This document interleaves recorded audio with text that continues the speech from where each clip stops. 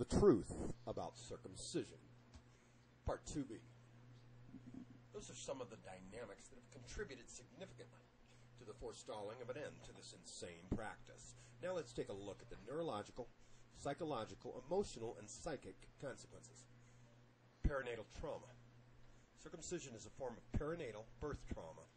Cansever tested boys before and after circumcision and found that the trauma causes severe disturbance of normal function. Taddeo and others documented behavioral changes at 6 months of age, suggestive of PTSD in circumcised boys. Ilmaz et al. Have demonstrated PTSD in boys in the phallic period who are undergoing circumcision for phimosis. Reinhardt has documented post-traumatic stress disorder resulting from the perinatal trauma of circumcision in middle-aged males. Substantial evidence that perinatal trauma and or deprivation of pleasure contribute to later aggressive, violent, and or suicidal behavior. Anand and Scalzo suggest that early trauma predisposes to altered pain sensitivity, stress disorders, ADD hyperactivity, and self-destructive disorders. Van der Kolk identified a compulsion in traumatized persons to repeat the trauma. Goldman reports that the performance of circumcision by a circumcised male doctor may be a reenactment of one's own circumcision trauma.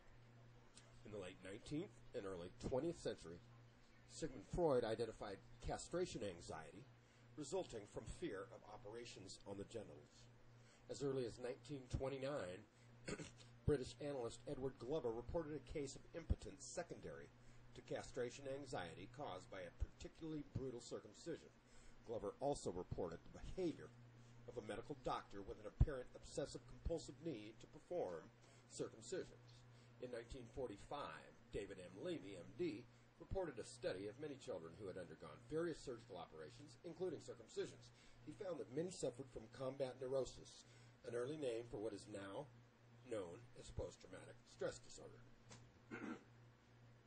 Child psychiatrist Anna Freud discussed the role of bodily illness in the mental life of children in 1952. Freud stated that the combination of pain and anxiety can have devastating effects on children. Child psychologist Gott Cansever in 1965 assessed 12 Turkish boys before and after they were circumcised.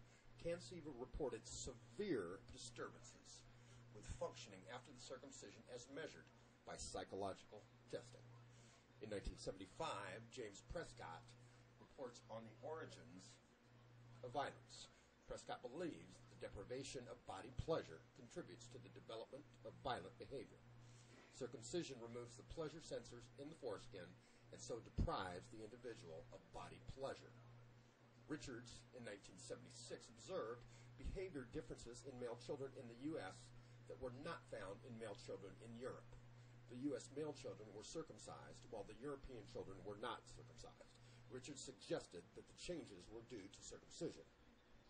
Grimes, apparently unaware of the work of Freud, Cansever, or Richards, wrote in 1978 that the application of crushing clamps and excision of penile tissue probably do little to engender a trusting, congenial relationship with the infant's new surroundings.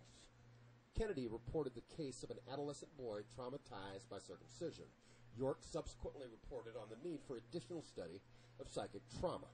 He cited the trauma of circumcision as an example. The Diagnostic Manual of the American Psychiatric Association, DSM-3, first identified the conditions that contribute to the development of post-traumatic stress disorder in 1980. The 1987 DSM-3R reports the conditions described for the pathogenesis of PTSD. These are exactly similar to those experienced by the helpless infant undergoing circumcision. Perinatal psychologist David Chamberlain in 1989 demonstrated that people under hypnosis can remember their birth and traumatic events associated with it. Van der Volk, 1989, reported that victims of trauma tend to reenact the trauma. These findings apply to many kinds of child abuse and may help to explain why men and women who were victims of circumcision violence are more likely to perpetuate male and female circumcision violence. Again, in 1989, Prescott contrasts the pain and trauma of circumcision with the pleasure and peace of avoided circumcision. He identifies the pain and lack of pleasure associated with circumcision with changes in brain development and behavior. Prescott argues that the early genital pain of circumcision encodes the brain for later sadomasochistic tendencies, including violent, destructive behavior.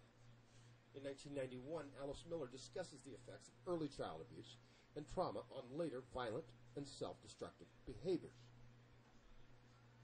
Walter and Strymer have reported a case of body dysphoric disorder secondary to circumcision.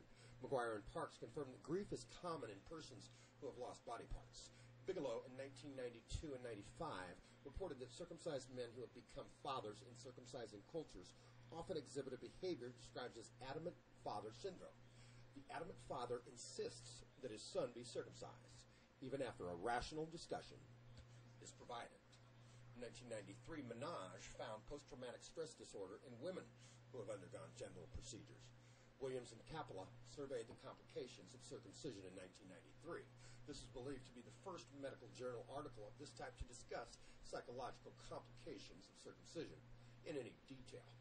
George C. Deniston, MD, MPH, in 1994, discusses the psychological effects and behavior changes in adult men resulting from denial of loss of penile circumcision. David Chamberlain, PhD, in 1995, discusses the perinatal origin of later violent behavior. Dr. Chamberlain argues that babies should not be circumcised. In 1996, Hepper reviews the literature that shows that fetal memory commences to operate well prior to birth and continues across the birth experience into the newborn period. Diamond provides a psychosexual follow-up report on the case of John Jones, who was sexually reassigned and raised as a girl following the total loss of his penis to a circumcision disaster. John was circumcised to treat a fused foreskin, even though this is a normal developmental condition in newborn boys. John, David Raymer of Winnipeg, Canada, was the subject of a book, As Nature Made Him, by journalist John Colapinto. Mr. Raymer later committed suicide. And that concludes The Truth About Circumcision, Part 2, Part B. Please stay tuned for Part C. Thank you.